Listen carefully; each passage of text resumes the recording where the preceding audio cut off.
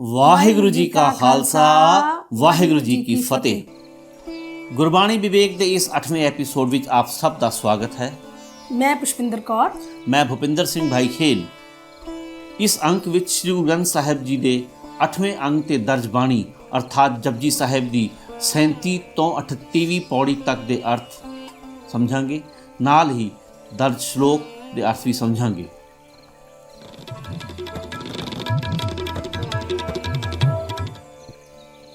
ਪਿੱਛੇ ਅਸੀਂ ਗੱਲ ਕੀਤੀ ਸੀ ਭਗਤੀ ਲਈ ਲੋੜੀਂਦੇ ਗੁਣਾਂ ਦੀ। ਆਤਮਾ ਦੀ ਅਧਿਆਤਮਕ ਪ੍ਰਗਤੀ ਦੀਆਂ ਅਵਸਥਾਵਾਂ ਵਿੱਚ ਧਰਮਖੰਡ, ਗਿਆਨਖੰਡ ਅਤੇ ਸਰਮਖੰਡ ਬਾਰੇ ਜਾਣਿਆ ਸੀ ਕਿ ਸਚਿਆਰ ਬੰਦੇ ਦਾ ਪਹਿਲਾ ਪੱਖ ਹੈ ਧਰਮਖੰਡ, ਭਾਵ ਇਸ ਅਵਸਥਾ ਵਿੱਚ ਮਨੁੱਖ ਆਪਣੇ ਫਰਜ਼ਾਂ ਦੀ ਪਾਲਣਾ ਇਸ ਤਰ੍ਹਾਂ ਕਰਦਾ ਹੈ ਜਿਵੇਂ ਕੁਦਰਤ ਦੇ ਅਨੇਕ ਤੱਤ ਸੂਰਜ, ਹਵਾ ਅਤੇ ਪਾਣੀ ਆਦਿ ਕਰ ਰਹੇ ਹਨ। ਇਹ ਫਰਜ਼ ਨਿਭਾਉਣ ਨਾਲ ਪ੍ਰਭੂ ਦੀ ਸਰਬ ਵਿਆਪਕਤਾ ਅਤੇ ਭਰਪੂਰਤਾ ਦਾ ਗਿਆਨ ਦਾ ਸਦਾ ਆਨੰਦ ਬਣਿਆ ਰਹਿੰਦਾ ਹੈ। ਉਹ ਹਮੇਸ਼ਾ ਉਸ ਪ੍ਰਭੂ ਦੀ ਭਗਤੀ ਲਈ ਉਤਸ਼ਾਹ ਨਾਲ ਭਰਿਆ ਰਹਿੰਦਾ ਹੈ। ਭਗਤੀ ਵਿੱਚ ਲੀਨ ਵਿਅਕਤੀ ਜਿਉਂ-ਜਿਉਂ ਉਸ ਦੇ ਮਿਲਾਪ ਲਈ ਸ਼ਰਮ ਕਰਦਾ ਹੈ, ਉਸ ਦੀ ਮਤ, ਮਨ, ਬੁੱਧ ਅਤੇ ਸੁੱਧ ਸੁੰਦਰ ਹੁੰਦੇ ਜਾਂਦੇ ਹਨ, ਅਰਥਾਤ ਸ਼ੁੱਧ ਵਿਚਾਰ ਅਤੇ ਫੁਰਨਿਆਂ ਨਾਲ ਭਰ ਜਾਂਦੇ ਹਨ। ਇਸ ਤਰ੍ਹਾਂ ਕਰਮ, ਗਿਆਨ ਅਤੇ ਭਗਤੀ ਮਨੁੱਖ ਨੂੰ ਉਸ ਅਵਸਥਾ ਵੱਲ ਲੈ ਜਾਂਦੀ ਹੈ ਜਿੱਥੇ ਉਹ ਮਨੁੱਖ ਅਕਾਲ ਪੁਰਖ ਦੀ ਬਖਸ਼ਿਸ਼ ਦਾ ਪਾਤਰ ਬਣ ਜਾਂਦਾ ਹੈ, ਅਰਥਾਤ ਉਸ ਦੇ ਕਰਮ ਦਾ ਪਾਤਰ ਬਣਦਾ ਹੈ। ਇਹ ਹੈ ਕਰਮਖੰਡ। ਇਸ ਤੋਂ ਹੀ ਸ਼ੁਰੂ ਹੈ ਅੱਜ ਦਾ ਇਹ ਅੰਕ, ਜਿਸ ਬਾਰੇ ਗੁਰੂ ਸਾਹਿਬ ਦੱਸਦੇ ਹਨ। ਕਰਮਖੰਡ ਕੀ ਬਾਣੀ ਜੋਰ, ਤਿੱਥੇ ਹੋਰ ਨ ਕੋਈ ਹੋਰ, ਤਿੱਥੇ ਜੋਧ ਮਹਾਬਲ ਸੂਰ, ਤਿਨ ਮੈਂ ਰਾਮ ਰਹਾ ਭਰਪੂਰ। ਪਦ ਅਰਥ। ਕਰਮ ਬਖਸ਼ਿਸ਼, ਬਾਣੀ ਬਣਾਵਟ, ਜੋਰ ਬਲ ਤਾਕਤ, ਹੋਰ ਨਾ ਕੋਈ ਹੋਰ, ਅਕਾਲ ਪੁਰਖ ਤੋਂ ਬਿਨਾ ਹੋਰ ਕੋਈ ਦੂਜਾ ਨਹੀਂ। ਜੋਧ ਜੋਧੇ, ਮਹਾਬਲ ਵੱਡੇ ਬਲ ਵਾਲੇ, ਮਹਾਬਲੀ, ਸੂਰ ਸੂਰਮੇ, ਤਿੰਨ ਮੈਂ ਉਹਨਾਂ ਵਿੱਚ, ਰਾਮ ਅਕਾਲ ਪੁਰਖ, ਰਹਿਆ ਭਰਪੂਰ ਹੈ, ਨਕਾ ਨਕ ਭਰਿਆ ਹੋਇਆ ਹੈ, ਰੋਮ ਰੋਮ ਵਿੱਚ ਵਸ ਰਿਹਾ ਹੈ। ਅਰਥ ਕਰਮਖੰਡ ਕੀ ਬਾਣੀ ਜੋਰ। ਕਰਮਖੰਡ ਅਰਥਾਤ ਬਖਸ਼ਿਸ਼ ਵਾਲੀ ਅਵਸਥਾ ਦੀ ਬਨਾਵਟ ਬਲ ਹੈ, ਜੋਰ ਹੈ। ਅਰਥਾਤ ਜਦੋਂ ਮਨੁੱਖ ਉੱਤੇ ਅਕਾਲ ਪੁਰਖ ਦੀ ਮਿਹਰ ਦੀ ਨਜ਼ਰ ਹੁੰਦੀ ਹੈ ਤਾਂ ਉਸ ਦੇ ਅੰਦਰ ਅਜਿਹਾ ਬਲ ਪੈਦਾ ਹੁੰਦਾ ਹੈ ਕਿ ਵਿਸ਼ੇ ਵਿਕਾਰ ਉਸ ਉੱਤੇ ਆਪਣਾ ਪ੍ਰਭਾਵ ਨਹੀਂ ਪਾ ਸਕਦੇ, ਕਿਉਂਕਿ ਤਿੱਥੇ ਹੋਰ ਨਾ ਕੋਈ ਹੋਰ। ਉਸ ਅਵਸਥਾ ਵਿੱਚ ਮਨੁੱਖ ਦੇ ਅੰਦਰ ਅਕਾਲ ਪੁਰਖ ਤੋਂ ਬਿਨਾਂ ਹੋਰ ਕੋਈ ਦੂਜਾ ਨਹੀਂ ਰਹਿੰਦਾ। ਤਿੱਥੇ ਜੋਧ ਮਹਾਬਲ ਸੂਰ, ਤਿਨ ਮਹਿ ਰਾਮ ਰਹਾ ਭਰਪੂਰ। ਇਸ ਤਰ੍ਹਾਂ ਅਕਾਲ ਪੁਰਖ ਦੀ ਮਿਹਰ ਦੀ ਅਵਸਥਾ ਭਾਵ ਕਰਮਖੰਡ ਵਾਲੀ ਅਵਸਥਾ ਵਿੱਚ ਜੋ ਮਨੁੱਖ ਹਨ ਉਹ ਜੋਧੇ, ਮਹਾਬਲੀ ਅਤੇ ਸੂਰਮੇ ਹਨ। ਉਹਨਾਂ ਦੇ ਰੋਮ ਰੋਮ ਵਿੱਚ ਅਕਾਲ ਪੁਰਖ ਵਸ ਰਿਹਾ ਹੈ। ਤਿੱਥੈ ਸੀਤੋ ਸੀਤਾ ਮਹਿਮਾ ਮਾਹੇ, ਤਾਂ ਕੇ ਰੂਪ ਨ ਕਥਨੇ ਜਾਹੇ, ਨਾ ਉਹ ਮਰੇ ਨ ਠਾਗੇ ਜਾਹੇ, ਜਿਨ ਕੇ ਰਾਮ ਵਸੈ ਮਨ ਮਾਹੇ। ਸੀਤੋ ਸੀਤਾ ਪੂਰਨ ਤੌਰ ਤੇ ਸੀਤਾ ਹੋਇਆ, ਪਰੋਤਾ ਹੋਇਆ। ਮਹਿਮਾ ਅਕਾਲ ਪੁਰਖ ਦੀ ਸਿਫਤ ਸਲਾਹ, ਵਡਿਆਈ। ਮਾਹੇ ਵਿੱਚ, ਤਾਂ ਕਿ ਉਹਨਾਂ ਮਨੁੱਖਾਂ ਦੇ ਰੂਪ ਸੁੰਦਰ ਸਰੂਪ ਨਾ ਕਥਨੇ ਜਾਏ, ਕਥੇ ਨਹੀਂ ਜਾ ਸਕਦੇ, ਕਹੇ ਨਹੀਂ ਜਾ ਸਕਦੇ। ਉਹ ਬੰਦੇ ਨਾ ਮਰੇ, ਆਤਮਕ ਮੌਤ ਮਰਦੇ ਨਹੀਂ, ਨਾ ਠਾਗੇ ਜਾਏ, ਠੱਗੇ ਨਹੀਂ ਜਾ ਸਕਦੇ, ਮਾਇਆ ਉਹਨਾਂ ਨੂੰ ਠੱਗ ਨਹੀਂ ਸਕਦੀ। ਤਿੱਥੇ ਸੀਤੋ ਸੀਤਾ ਮਹਿਮਾ ਮਾਹੇ। ਕਰਮਖੰਡ ਵਾਲੀ ਇਸ ਬਖਸ਼ਿਸ਼ ਦੀ ਅਵਸਥਾ ਵਿੱਚ ਪਹੁੰਚੇ ਹੋਏ ਮਨੁੱਖਾਂ ਦਾ ਮਨ ਸਿਰਫ ਅਕਾਲ ਪੁਰਖ ਦੀ ਵਡਿਆਈ ਵਿੱਚ ਹੀ ਪਰੋਇਆ ਰਹਿੰਦਾ ਹੈ। ਉਹਨਾਂ ਦੇ ਸਰੀਰ ਅਜਿਹੇ ਕੰਚਨ ਵੰਨੀ ਹੋ ਜਾਂਦੇ ਹਨ ਤਾਂ ਕਿ ਰੂਪ ਨਾ ਕਥਨੇ ਜਾਏ, ਕਿ ਉਹਨਾਂ ਦੇ ਸੋਹਣੇ ਰੂਪ ਵਰਣਨ ਨਹੀਂ ਕੀਤੇ ਜਾ ਸਕਦੇ। ਉਹਨਾਂ ਦੇ ਮੂੰਹ ਉੱਤੇ ਨੂਰ ਹੀ ਨੂਰ ਲਿਸ਼ਕਦਾ ਹੈ। ਨਾ ਉਹ ਮਰੇ ਨ ਠਾਗੇ ਜਾਹੇ, ਜਿਨ ਕੇ ਰਾਮ ਵਸੇ ਮਨ ਮਾਹੇ।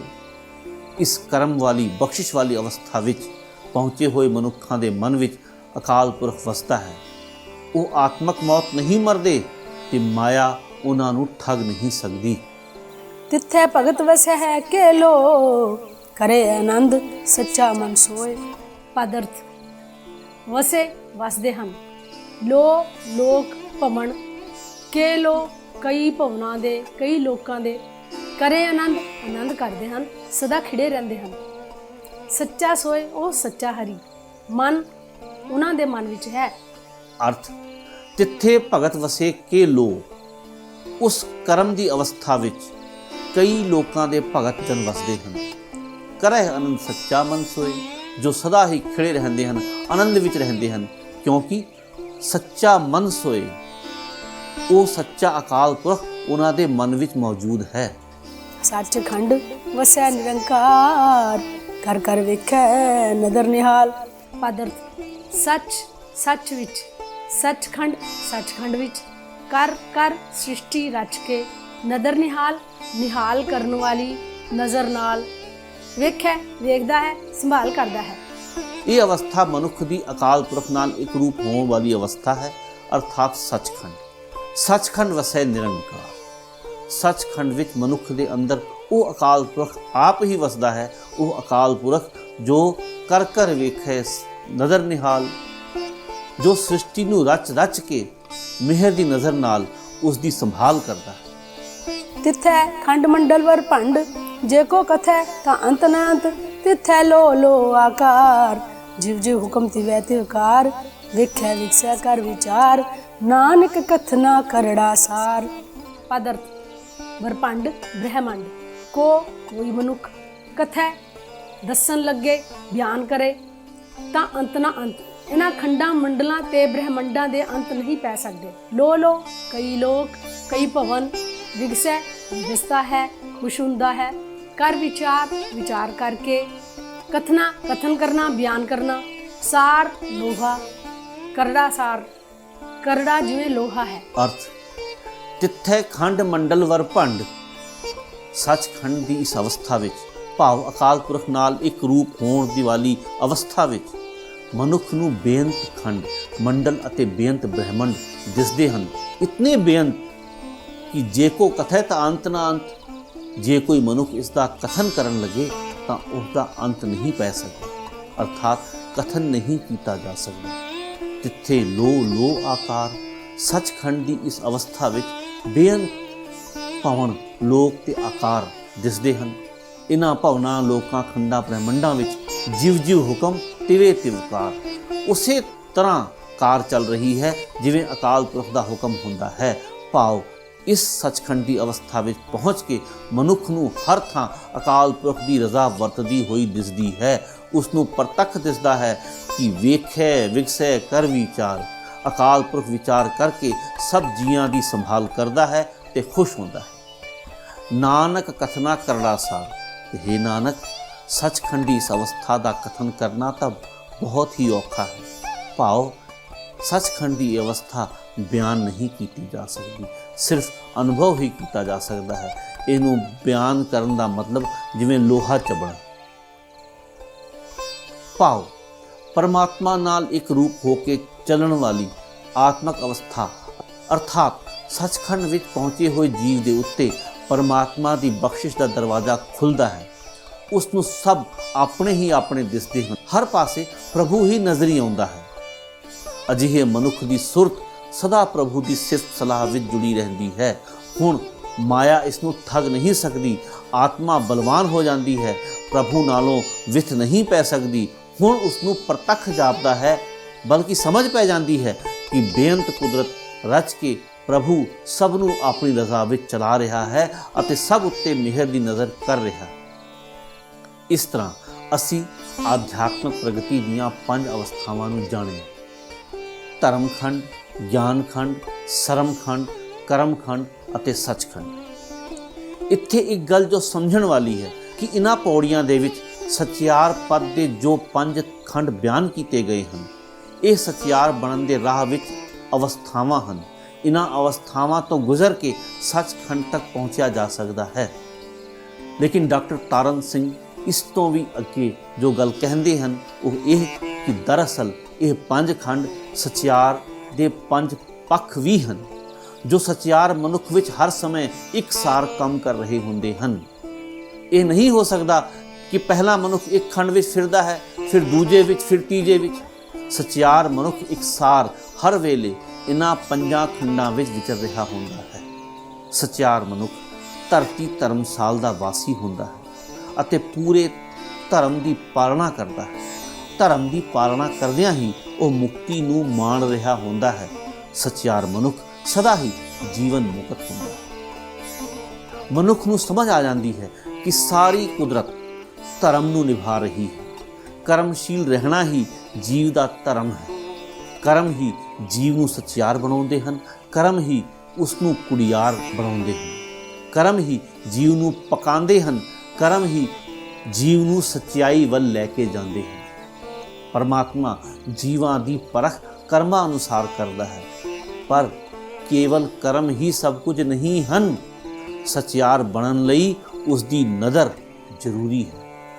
ਨਦਰੀ ਕਰਮ ਪਵੈ ਨੀਸਾਨ, ਅਰਥਾਤ ਉਸ ਦੀ ਨਦਰ, ਉਸ ਦੀ ਬਖਸ਼ਿਸ਼ ਨਾਲ ਹੀ ਉਸ ਦੇ ਹੋਣ ਦਾ ਨਿਸ਼ਾਨ ਮਿਲਦਾ ਹੈ, ਉਹ ਵਡਿਆਈ ਮਿਲਦੀ ਹੈ। ਹੁਣ ਅੱਗੇ ਸੱਚਿਆਰ ਪਦ ਪ੍ਰਾਪਤ ਅਵਸਥਾ ਬਾਰੇ, ਜਿੱਥੇ ਮਨੁੱਖੀ ਸ਼ਖਸੀਅਤ ਐਸੀ ਟਕਸਾਲ ਵਿੱਚ ਘੜੀ ਜਾਂਦੀ ਹੈ ਕਿ ਸੱਚਿਆਰ ਬੰਦਾ ਗਿਆਨਵਾਨ ਹੁੰਦਾ ਹੈ। ਉਸ ਨੂੰ ਸਾਰੇ ਬ੍ਰਹਿਮੰਡ ਦੀ ਅੰਤਰਾਤਮਿਕ ਸੋਝੀ ਹੁੰਦੀ ਹੈ। ਬ੍ਰਹਿਮੰਡ ਦੀ ਬੇਅੰਤਤਾ ਵਿੱਚ ਉਸ ਦੀ ਏਕਤਾ ਨੂੰ ਸਮਝਦਾ ਹੈ। ਸਾਰੇ ਖੰਡਾਂ ਬ੍ਰਹਿਮੰਡਾਂ ਵਿੱਚ ਚੱਲ ਰਹੇ ਕੰਮ ਪਿੱਛੇ ਉਸ ਦੇ ਹੁਕਮ ਦੀ ਸੋਝੀ ਉਸ ਨੂੰ ਹੁੰਦੀ ਹੈ। ਉਸ ਦੀ ਸੁਰਤ, ਮਤ, ਮਨ, ਬੁੱਧ ਦਾ ਵਿਕਾਸ ਉਸ ਦੀ ਯੋਗ ਜੁਗਤੀ ਹੈ। ਐਸਾ ਬ੍ਰਹਮ ਗਿਆਨੀ ਕਰਮ ਵਿੱਚ ਵਿਚਰਦਾ ਹੈ। ਉਸ ਦਾ ਕਰਮ ਅਤੇ ਧਰਮ ਸਭ ਕੁਝ ਪਰਉਪਕਾਰ ਹੀ ਹੈ। ਜਤ ਪਹਾਰਾ ਧੀਰਜ ਸੁਨਿਆਰ, ਅਹਰਣ ਮਤ ਵੇਦ ਹਥਿਆਰ। ਪਦਰਥ ਜਤ ਆਪਣੇ ਸਰੀਰਕ ਇੰਦਰੀਆਂ ਨੂੰ ਵਿਕਾਰਾਂ ਵੱਲੋਂ ਰੋਕ ਰੱਖਣਾ। ਪਹਾਰਾ ਸੁਨਿਆਰੇ ਦੀ ਦੁਕਾਨ, ਸੁਨਿਆਰ ਸੁਨਿਆਰਾ, ਮਤ ਅਕਲ। ਅਹਰਨ ਜਾਂ ਨਿਹਾਈ ਲੋਹੇ ਦਾ ਬਲੌਕ ਜਿਸ ਤੇ ਸੁਨਿਆਰ ਗਰਮ ਸੋਨਾ ਰੱਖ ਕੇ ਆਕਾਰ ਦਿੰਦੇ ਹਨ। ਵੇਦ ਅਰਥਾਤ ਗਿਆਨ, ਹਥਿਆਰ ਹਥੌੜਾ। ਅਰਥ ਜਤ ਪਹਾਰਾ ਧੀਰਜ ਸੁਨਿਆਰ। ਜੇ ਜਤ ਰੂਪ ਦੁਕਾਨ ਜਤ ਪਹਾਰਾ ਹੋਵੇ, ਧੀਰਜ ਸੁਨਿਆਰ ਧੀਰਜ ਸੁਨਿਆਰਾ ਬਣੇ, ਅਹਰਣ ਮਤ ਮਨੁੱਖ ਦੀ ਆਪਣੀ ਮਤ ਅਹਰਣ ਹੋਵੇ, ਤੇ ਵੇਦ ਹਥਿਆਰ ਉਸ ਮਤ ਅਹਰਣ ਉੱਤੇ ਗਿਆਨ ਹਥੌੜਾ ਵੱਜੇ। ਓ ਖੱਲਾ ਅਗਨ ਤਪਤਾਓ, ਭਾਂਡਾ ਪਾਓ ਅੰਮ੍ਰਿਤ ਤਿਤ ਢਾਲ। ਘੜੀਆ ਸ਼ਬਦ ਸੱਚੀ ਟਕਸਾਲ। ਭਉ ਅਕਾਲ ਪੁਰਖ ਦਾ ਡਰ। ਖੱਲਾ ਧੌਂਕਣੀ ਜਿਸ ਨਾਲ ਸੁਨਿਆਰੇ ਫੂਕ ਮਾਰ ਕੇ ਅੱਗ ਪਖਾਉਂਦੇ ਹਨ। ਤਪਤਾਓ ਤਪਾਂ ਨਾਲ ਤਪਣਾ। ਘਾਲ ਘਾਲਣੀ ਕਮਾਈ ਕਰਨੀ। ਭਾਂਡਾ ਕੁਠਾਲੀ। ਭਾਉ ਪ੍ਰੇਮ, ਅਕਾਲ ਪੁਰਖ ਦਾ ਅਮਰ ਕਰ ਦੇਣ ਵਾਲਾ ਨਾਮ। ਤਿਤ ਉਸ ਭਾਂਡੇ ਵਿੱਚ। ਘੜੀਆ ਘੜੀਦਾ ਹੈ, ਘੜਿਆ ਜਾਂਦਾ ਹੈ। ਘੜੀਆ ਸ਼ਬਦ ਘੜਿਆ ਜਾਂਦਾ ਹੈ। ਸੱਚੀ ਟਕਸਾਲ ਵਿੱਚ। ਇਹ ਕਿ ਜਤ ਧੀਰਜ ਮਤ ਗਿਆਨ ਭਾਉ ਤਪਤਾਓ ਅਤੇ ਭਾਉ ਦੀ ਮਿਲਵੀਂ ਸੱਚੀ ਟਕਸਾਲ ਵਿੱਚ ਗੁਰ ਸ਼ਬਦ ਦੀ ਮੋਹਰ ਘੜੀ ਜਾਂਦੀ ਹੈ। ਭਾਵ ਜਿਸ ਉੱਚੀ ਮਤ ਅਵਸਥਾ ਵਿੱਚ ਕੋਈ ਸ਼ਬਦ ਗੁਰੂ ਨੇ ਉਚਾਰਿਆ ਹੈ, ਸਿੱਖ ਨੂੰ ਵੀ ਉਹ ਸ਼ਬਦ ਉਸੇ ਅਵਸਥਾ ਵਿੱਚ ਲੈ ਪਹੁੰਚਦਾ ਹੈ, ਕੂੜ ਦੀ ਪਾਲ ਤੋੜ ਦਿੰਦਾ ਹੈ। ਜੇ ਜਤ ਧੀਰਜ ਆਜ ਵਾਲਾ ਜੀਵਨ ਬਣ ਜਾਏ। ਟਕਸਾਲ ਕੀ ਹੈ? ਟਕਸਾਲ ਉਹ ਥਾਂ ਹੈ ਜਿੱਥੇ ਕਿ ਸਰਕਾਰੀ ਰੁਪਏ ਘੜੇ ਜਾਂਦੇ ਹਨ। ਗੁਰੂ ਦੀ ਟਕਸਾਲ ਵੀ ਉਹ ਹੈ ਜਿੱਥੇ ਸੱਚਿਆਰ ਸਿੱਖ ਘੜੇ ਜਾਂਦੇ ਹਨ। ਅਰਥ ਜਤ ਪਹਾਰਾ ਧੀਰਜ ਸੁਨਿਆਰ, ਅਹਰਣ ਮਤ ਵੇਦ ਹਥਿਆਰ। ਇਸ ਦੇ ਬਾਅਦ ਭਉ ਖਲਾ ਅਗਨ ਤਪਤਾਓ, ਭਾਂਡਾ ਭਾਉ ਅੰਮ੍ਰਿਤ ਤੇ ਢਾਲ। ਇੱਥੇ ਭਉ ਖਲਾ ਜੇ ਅਕਾਲ ਪੁਰਖ ਦਾ ਡਰ ਧੌਂਕੜੀ ਹੋਵੇ, ਅਗਨ ਤਪਤਾਓ ਘਾਲ ਕਮਾਈ ਵਾਲੀ ਅੱਗ ਵਿੱਚ ਤਪੀ ਹੋਵੇ, ਭਾਂਡਾ ਭਾਉ ਅੰਮ੍ਰਿਤ ਤੇ ਢਾਲ ਪ੍ਰੇਮ ਕੁਠਾਲੀ ਹੋਵੇ, ਤਾਂ ਹੇ ਭਾਈ ਉਸ ਕੁਠਾਲੀ ਵਿੱਚ ਅਕਾਲ ਪੁਰਖ ਦਾ ਅੰਮ੍ਰਿਤ ਨਾਮ ਗਲਾਵੋ। ਘੜੀਏ ਸ਼ਬਦ ਸੱਚੀ ਟਕਸਾਲ, ਕਿਉਂਕਿ ਇਹੋ ਜਿਹੀ ਹੀ ਸੱਚੀ ਟਕਸਾਲ ਵਿੱਚ ਗੁਰੂ ਦਾ ਸ਼ਬਦ ਘੜਿਆ ਜਾਂਦਾ ਹੈ। जिनको नदर करम तिनकार, नानक नदरी नदर निहाल। पदर्थ जिन्हां मनुੱਖਾਂ ਉੱਤੇ ਨਦਰ ਮਿਹਰ ਦੀ ਨਜ਼ਰ, ਕਰਮ ਬਖਸ਼ਿਸ਼, ਤਿਨਕਾਰ ਉਹਨਾਂ ਮਨੁੱਖਾਂ ਦੀ ਹੀ ਇਹ ਕਾਰ ਹੈ। ਭਾਵ ਉਹ ਮਨੁੱਖ ਸੱਚੀ ਟਕਸਾਲ ਤਿਆਰ ਕਰਕੇ ਸ਼ਬਦ ਦੀ ਘਾੜਤ ਕੱਢਦੇ ਹਨ। ਨਿਹਾਲ ਪ੍ਰਸੰਨ ਖੁਸ਼ ਆਨੰਦ। ਨਦਰੀ ਮਿਹਰ ਦੀ ਨਜ਼ਰ ਵਾਲਾ ਪ੍ਰਭੂ। ਅਰਥ ਇਹ ਕਾਰ ਉਹਨਾਂ ਮਨੁੱਖਾਂ ਦੀ ਹੈ, ਉਹੀ ਇਸ ਤਰ੍ਹਾਂ ਦੀ ਸੱਚੀ ਟਕਸਾਲ ਵਿੱਚ ਘੜੇ ਜਾਂਦੇ ਹਨ। ਜਿਨ ਕੋ ਨਦਰ ਕਰਮ ਤਿਨਕਾਰ, ਜਿਨ੍ਹਾਂ ਉੱਤੇ ਮਿਹਰ ਦੀ ਨਜ਼ਰ ਹੁੰਦੀ ਹੈ, ਜਿਨ੍ਹਾਂ ਉੱਤੇ ਅਕਾਲ ਪੁਰਖ ਦੀ ਬਖਸ਼ਿਸ਼ ਹੁੰਦੀ ਹੈ। ਨਾਨਕ ਨਦਰੀ ਨਦਰ ਨਿਹਾਲ। हे ਨਾਨਕ, ਉਹ ਮਨੁੱਖ ਅਕਾਲ ਪੁਰਖ ਦੀ ਕਿਰਪਾ ਦ੍ਰਿਸ਼ਟੀ ਨਾਲ ਨਿਹਾਲ ਹੋ ਜਾਂਦੇ ਹਨ। ਭਾਵ, ਪਰ ਇਹ ਉੱਚੀ ਆਤਮਕ ਅਵਸਥਾ, ਭਾਵ ਸੱਚਖੰਡ ਦੀ ਅਵਸਥਾ ਤਦੋਂ ਹੀ ਬਣ ਸਕਦੀ ਹੈ ਜੇ ਆਚਰਣ ਪਵਿੱਤਰ ਹੋਵੇ, ਦੂਜਿਆਂ ਦੀ ਵਧੀਕੀ ਸਹਾਰਨ ਦਾ ਹੌਸਲਾ ਹੋਵੇ, ਉੱਚੀ ਤੇ ਵਿਸ਼ਾਲ ਸਮਝ ਹੋਵੇ, ਪ੍ਰਭੂ ਦਾ ਡਰ ਹਿਰਦੇ ਵਿੱਚ ਟਿਕਿਆ ਰਹੇ, ਸੇਵਾ ਦੀ ਘਾਲ ਘਾਲੀ ਜਾਏ ਤੇ ਖਾਲਕ ਤੇ ਖਲਕ ਦਾ ਪਿਆਰ ਦਿਲ ਵਿੱਚ ਹੋਵੇ। ਇਹ ਜਤ ਧੀਰਜ, ਮਤ, ਗਿਆਨ, ਭਾਉ, ਕਾਲ ਅਤੇ ਪ੍ਰੇਮ ਦੇ ਗੁਣ ਇੱਕ ਸੱਚੀ ਟਕਸਾਲ ਹੈ ਜਿਸ ਵਿੱਚ ਗੁਰ ਸ਼ਬਦ ਦੀ ਮੋਹਰ ਘੜੀ ਜਾਂਦੀ ਹੈ। ਭਾਵ, ਜਿਸ ਉੱਚੀ ਆਤਮਕ ਅਵਸਥਾ ਵਿੱਚ ਗੁਰ ਸ਼ਬਦ ਜੋ ਸਤਿਗੁਰੂ ਨੇ ਉਚਾਰਿਆ ਹੈ, ਇਸ ਤਰ੍ਹਾਂ ਦੇ ਉੱਚੇ ਜੀਵਨ ਵਾਲੇ ਸਿੱਖ ਨੂੰ ਵੀ ਉਹ ਸ਼ਬਦ ਉਸੇ ਆਤਮਕ ਅਵਸਥਾ ਵਿੱਚ ਲੈ ਪਹੁੰਚਦਾ ਹੈ। ਇਹ ਹਨ ਜਪ ਬਾਣੀ ਦੀਆਂ ਕੁੱਲ 38 ਪੌੜੀਆਂ ਜੋ ਇੱਥੇ ਸਮਾਪਤ ਹੁੰਦੀਆਂ ਹਨ। ਜਪਜੀ ਸਾਹਿਬ ਦੇ ਪਹਿਲੇ ਸ਼ਲੋਕ ਵਿੱਚ ਮੰਗਲਾਚਰਨ ਵਜੋਂ ਸਤਿਗੁਰੂ ਜੀ ਨੇ ਆਪਣੇ ਇਸ਼ਟ ਪ੍ਰਭੂ ਦਾ ਸਰੂਪ ਬਿਆਨ ਕੀਤਾ ਸੀ। ਹੁਣ ਇਸ ਅਖੀਰਲੇ ਸ਼ਲੋਕ ਵਿੱਚ ਸਾਰੀ ਬਾਣੀ ਜਪ ਦਾ ਸਿਧਾਂਤ ਦੱਸਿਆ ਹੈ ਜੋ ਇਸ ਤਰ੍ਹਾਂ। श्लोक पवन गुरु पाणी पिता माता धरत महत दिवस रात दोए दाई दाया खेलै सगल जगत। पवन हवा, श्वास प्राण, महत वड्डी, दिवस दिन, दोए दोवें, दिवस दाया दिन खिडावा है, दिन जिवें बच्चे नूं खिडाउण वाला बंदा है। रात दाई रात खिडावी है, रात जिवें बच्चे नूं खिडाउण वाली बीबी है। सगल सारा।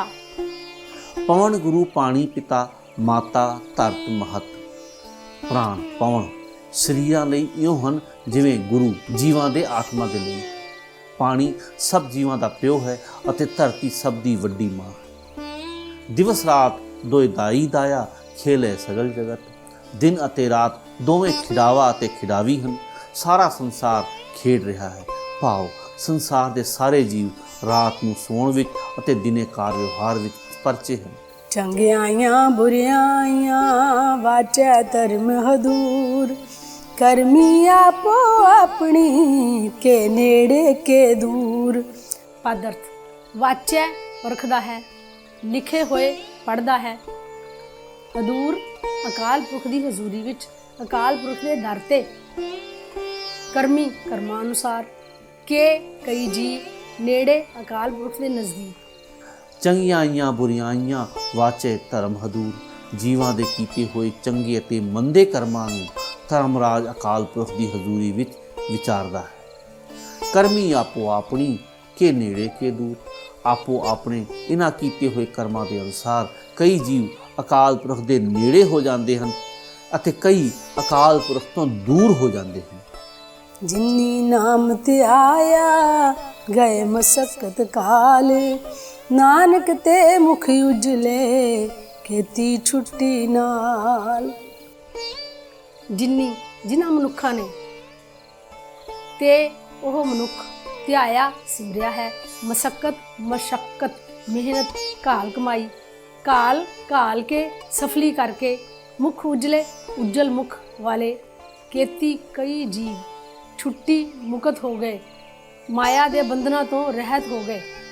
ਨਾਲ ਉਹਨਾਂ ਮਨੁੱਖਾਂ ਉਹਨਾਂ ਗੁਰਮੁਖਾਂ ਦੀ ਸੰਗਤ ਵਿੱਚ। ਅਰਥ ਜਿਨੀ ਨਾਮ ਧਿਆਇਆ ਗਏ ਮਸਕਤ ਕਾਲ। हे ਨਾਨਕ, ਜਿਨ੍ਹਾਂ ਮਨੁੱਖਾਂ ਨੇ ਅਕਾਲ ਪੁਰਖ ਦਾ ਨਾਮ ਸਿਮਰਿਆ ਹੈ ਉਹ ਆਪਣੀ ਮਿਹਨਤ ਸਫਲੀ ਕਰ ਗਏ ਹਨ। ਅਕਾਲ ਪੁਰਖ ਦੇ ਦਰ ਤੇ ਨਾਨਕ ਤੇ ਮੁਖ ਉਜਲੇ ਕੀਤੀ ਛੁੱਟੀ ਨਾਲ। हे ਨਾਨਕ, ਉਹ ਉਜਲ ਮੁਖ ਵਾਲੇ ਹਨ ਅਤੇ ਹੋਰ ਵੀ ਕਈ ਜੀਵ ਉਹਨਾਂ ਦੀ ਸੰਗਤ ਵਿੱਚ ਰਹਿ ਕੇ ਮੁਕਤ ਹੋ ਗਏ ਹਨ। ਭਾਵ, ਉਹਨਾਂ ਦੀ ਆਤਮਾ ਤੇ ਚੜੀ ਹੋਈ ਕੂੜ ਦੀ ਪਾਲ ਢਹਿ ਗਈ ਹੈ ਤੇ ਉਹ ਮਾਇਆ ਦੇ ਬੰਧਨਾਂ ਤੋਂ ਆਜ਼ਾਦ ਹੋ ਗਏ ਹਨ। ਭਾਵ, ਇਹ ਜਗਤ ਇੱਕ ਰੰਗ ਭੂਮੀ ਹੈ ਜਿਸ ਵਿੱਚ ਜੀਵ ਖਿਲਾੜੀ ਆਪੋ ਆਪਣੀ ਖੇਡ ਖੇਡ ਰਹੇ ਹਨ। ਹਰ ਇੱਕ ਜੀਵ ਦੀ ਪੜਤਾਲ ਬੜੇ ਗੌਰ ਨਾਲ ਹੋ ਰਹੀ ਹੈ। ਜੋ ਨਿਰੀ ਮਾਇਆ ਦੀ ਖੇਡ ਖੇਡ ਗਏ ਉਹ ਪ੍ਰਭੂ ਤੋਂ ਦੂਰ ਹੁੰਦੇ ਗਏ, ਪਰ ਜਿਨ੍ਹਾਂ ਨੇ ਸਿਮਰਨ ਦੀ ਖੇਡ ਖੇਡੀ ਉਹ ਆਪਣੀ ਮਿਹਨਤ ਸਫਲੀ ਕਰ ਗਏ ਤੇ ਹੋਰ ਕਈ ਜੀਵਾਂ ਨੂੰ ਇਸ ਸੁਚੱਜੇ ਰਾਹ ਤੇ ਪਾਉਂਦੇ ਹੋਏ ਆਪ ਵੀ ਪ੍ਰਭੂ ਦੀ ਹਜ਼ੂਰੀ ਵਿੱਚ ਸੁਰਖਰੂ ਹੋਏ। सोदर राग आसा महला पहला, एक ओंकार सतगुर प्रसाद। सोदर तेरा केहा सो कर केहा, जित बह सर्ब समाले। वाजे तेरे नाद अनेक असंखा, केते तेरे वामन हारे। केते तेरे राग परी स्यो कहिए, केते तेरे गावन हारे। गावन तुदनो पवन पानी बैसंतर, गावे राजा धर्म द्वारे। गावन तुदनो चित्त गुप्त लिख जानन, लिख लिख धर्म विचारे। गावन तुदनो ईश्वर ब्रह्मा देवी, सोहन तेरे सदा सवारे। गावन तुदनो इंद्र इंद्रासन बैठे, देवते आदर नाले। गावन तुदनो सिद्ध समाधि अंदर, गावन तुदनो साध विचारे। गावन तुदनो जति सती संतोखी, गावन तुदनो वीर करारे। गावन तुदनो पंडित पढ़न रखी सुर, जुग जुग वेदा नाले। गावन तुदनो मोहनी अमन मोहन, सुर्ग मछ पयाले। गावन तुदनो रत्न उपाए तेरे, 68 तीर्थ नाले। गावन तुदनो जोध महाबल सूरा, गावन तुदनो खानी चारे। गावन तुदनो खंड मंडल ब्रह्मंडा, कर कर रखे तेरे तारे। सेई तुदनो गावन जो तुद पावन, रत्ते तेरे भगत रसाले। और कहते तुदनो गावन से मैं चितना आवन, नानक क्या बिचारे। सोई सोई सदा सच साहेब, साचा साची नाई। है बेहोशी जाए न जासी, रचना जिन रचाई। रंगी रंगी पाती कर कर, जिनसी माया जिन्नू पाई। कर कर देखे कीता अपना, ज्यों तिस दी वडियाई। जो तिस पावै सोई करसी, फिर हुक्म न करना जाई। सो पातशाहो साहा पत साहिब, नानक रहन रजाई। अर्थ ਇਹ ਸ਼ਬਦ ਅਸੀਂ ਪਿੱਛੇ ਜਪਜੀ ਸਾਹਿਬ ਦੀ 27ਵੀਂ ਪੌੜੀ ਵਿੱਚ ਸਮਝ ਚੁੱਕੇ ਹਾਂ। सोदर तेरा केहा सो कर केहा, जित बह सर्ब समाले। वाजे तेरे नाद अनेक असंखा, केते तेरे वामन हारे। केते तेरे राग परी स्यो कहिए, केते तेरे गावन हारे। पदर्थ केहा किहो जिहा, बड़ा आश्चर्य। दर दरवाजा, जित जिथे बह बैठ के सर्ब सारे जीवां नूं संभाले। संभाले तू संभाल कीती है, तू संभाल कर रहा है। नाद आवाज़ां शब्द राग वामन हारे जान वाले। परी राग परी रागणियाँ स्यों समेत सने। परी स्यों रागणियाँ समेत कहिए कहे जाते हैं, आखे जाते हैं कि हे प्रभु तेरा ਉਹ ਘਰ ਅਤੇ ਉਸ ਘਰ ਦਾ ਉਹ ਦਰਵਾਜ਼ਾ, ਉਹ ਦਰ ਕਿਹੋ ਜਿਹਾ ਹੋਵੇਗਾ ਜਿੱਥੇ ਬੈਠ ਕੇ ਤੂੰ ਸਾਰੇ ਜੀਵਾਂ ਦੀ ਸੰਭਾਲ ਕਰ ਰਿਹਾ ਹੈ। ਤੇਰੀ ਇਸ ਰਚੀ ਹੋਈ ਕੁਦਰਤ ਵਿੱਚ ਅਨੇਕਾਂ ਅਤੇ ਅਣਗਿਣਤ ਵਾਜੇ ਅਤੇ ਰਾਗ ਹਨ।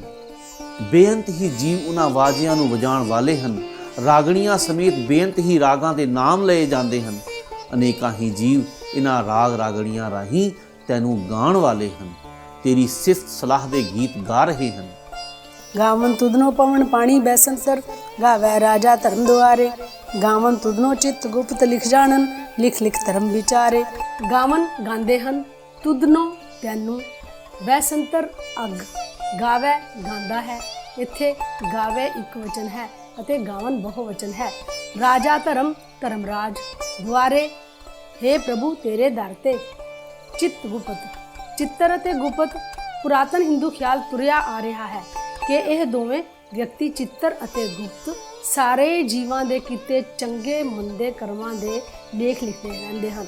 ਲਿਖ ਜਾਣੇ, know to write, ਲਿਖਣਾ ਜਾਣਦੇ ਹਨ। ਲਿਖ ਲਿਖ ਹਰ ਵੇਲੇ ਲਿਖ ਲਿਖ ਕੇ ਜੋ ਕੁਝ ਉਹ ਚਿੱਤਰ ਗੁਪਤ ਹਰ ਵੇਲੇ ਲਿਖਦੇ ਰਹਿੰਦੇ ਹਨ। हे प्रभु हवा पानी अग आदि तक तेरे गुण गा रहे हैं, तेरी रजा विच तुर रहे हैं। धर्मराज तेरे दर ते खलो के तेरी सिफत सलाह दे गीत गा रहा है। ਉਹ ਚਿੱਤਰਗੁਪਤ ਵੀ ਜੋ ਜੀਵਾਂ ਦੇ ਚੰਗੇ ਮੰਦੇ ਕਰਮਾਂ ਦੇ ਲੇਖੇ ਲਿਖਣੇ ਜਾਣਦੇ ਹਨ ਅਤੇ ਜਿਨ੍ਹਾਂ ਦੇ ਲਿਖੇ ਹੋਏ ਧਰਮਰਾਜ ਵਿਚਾਰਦਾ ਹੈ, ਤੇਰੀ ਸਿਫਤ ਸਲਾਹ ਦੇ ਗੀਤ ਗਾ ਰਹੇ ਹਨ। गावन तुदनो ईश्वर ब्रह्मा देवी, सोहन तेरे सदा सवारे। गावन तुदनो इंद्र इंद्रासन बैठे, देवते आदर नाले। पदर्थ ईश्वर शिव, देवी देवियाँ। सोहन सोहने लगते हैं, शोभते हैं।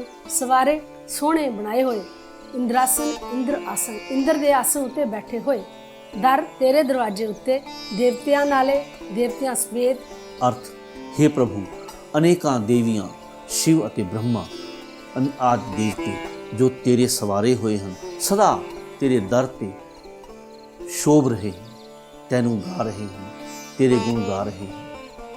कई इंद्र देवते अपने तख्त उत्ते बैठे हुए देवतियां समेत तेरे दर उत्ते तैनू गा रहे हैं, तेरी सिफत सलाह दे गीत गा रहे हैं। गावन तुदनो सिद्ध समाधि अंदर, गावन तुदनो साध विचारे, गावन तुदनो जति सती संतोखी, गावन तुदनो वीर करारे। पादर समाधि अंदर, समाधि विच जुड़ के, समाधि विच जुड़ के सिद्ध योग साधना विच पुगे होए जोगी ਉਹ ਵਿਅਕਤੀ ਜੋ ਮਨੁੱਖਾਂ ਦੀ ਸ਼੍ਰੇਣੀ ਤੋਂ ਅਗਾਂਹ ਅਤੇ ਦੇਵਤਿਆਂ ਤੋਂ ਹੇਠਾਂ ਮੰਨੇ ਜਾਂਦੇ ਹਨ। ਇਹ ਸਿੱਧ ਪਵਿੱਤਰਤਾ ਦਾ ਪੁੰਜ ਅਤੇ 8 ਹੀ ਸਿੱਧੀਆਂ ਦੇ ਮਾਲਕ ਸਮਝੇ ਜਾਂਦੇ ਹਨ। ਵਿਚਾਰੇ ਵਿਚਾਰ ਕੇ, ਜਤੀ ਕਾਮ ਵਾਸਨਾ ਨੂੰ ਰੋਕ ਕੇ ਰੱਖਣ ਵਾਲੇ, ਸਤੀ ਦਾਨੀ, ਵੀਰ ਸੂਰਮੇ, करारे तगड़े। अर्थ, हे प्रभु, सिद्ध लोग समाधियां ला के तैनू गा रहे हैं, साध जन तेरे गुणां दी विचार कर करके तैनू सलाह रहे हैं, जति दानी अते संतोखी बंदे भी तेरे गुण गा रहे हैं, बेअंत तकड़े सूरमे तेरियां ही वडियाइयां गा रहे हैं। गावन तुदनो पंडित पढ़न रखी सुर, जुग जुग वेदा नाले, गावन तुदनो मोहनी अमन मोहन, सुरग मच पयाले।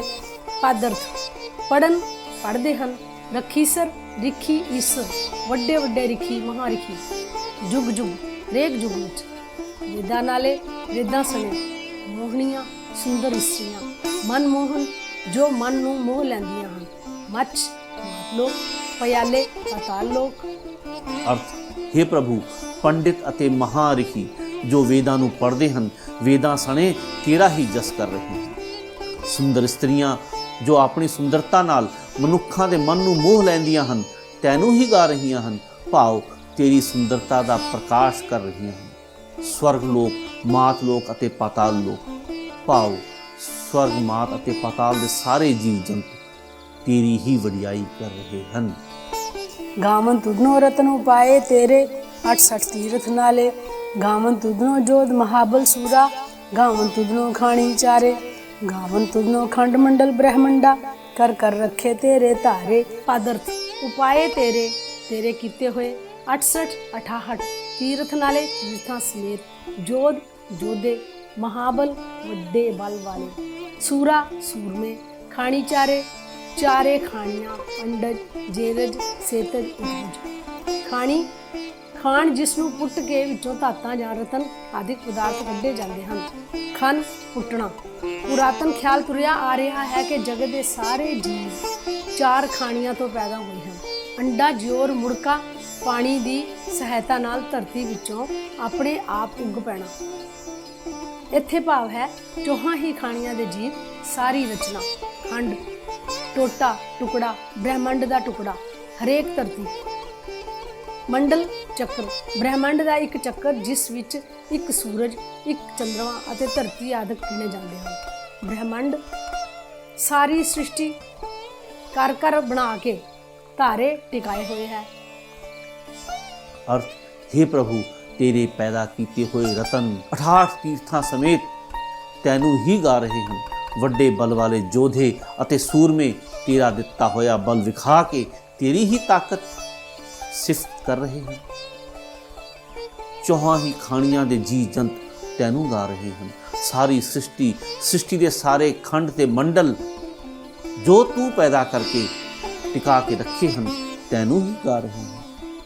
सेई तुदनो गावन जो तुद पावन, रते तेरे भगत रसाले, और कहते तुदनो गावन से मैं चितना आवन, नानक क्या विचारे। पदर्थ सेई वही बंदे तुद पावन तैनू चंगे लगते हैं।